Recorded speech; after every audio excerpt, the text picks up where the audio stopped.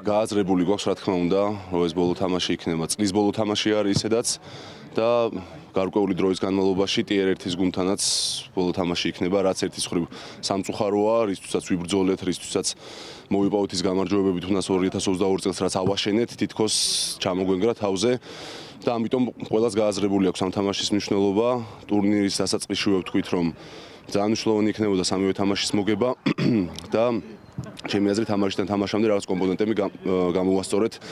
თუ არ ჩავთვლით დისციპლინას წინა თამაშზე კანადასთან, სამი ყვითელი ბარათი, ან თუნდაც ერთიც იაპონიასთან საკმაოდ ძვირი დაგვიჯდება, ასე რომ ტრავმებიც იყო, მაგრამ ყველაფრისგან მიუხედავად ვთვლი, რომ მაინც საკმაოდ კარგად ვართ მომზადებულები, ზუსტად ვიცით რის თამაში გვინდა.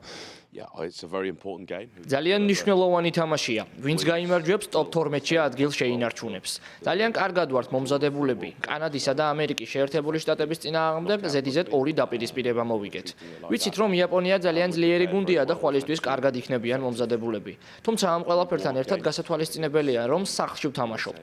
მესხის სახელობის სტადიონი ნამდვილად საოცარი ადგილია სათამაშოდ.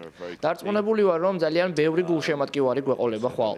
იაპონია TR1-ის გუნდია და ვიცით, რომ ურთულესი თამაში გველის. მათ საოცარი შიდა ჩემპიონატი აქვთ. მსოფლიოს საუკეთესო მოთამაშეები და მწვრთნელები ჰყავთ. შეიძლება ფავორიტებიც იყვნენ ჩვენთან, თუმცა ჩვენ სახლში ვთამაშობთ, თბილისში, რაც ძალიან დიდი უპირატესობა და мотиваციაა ჩვენთვის.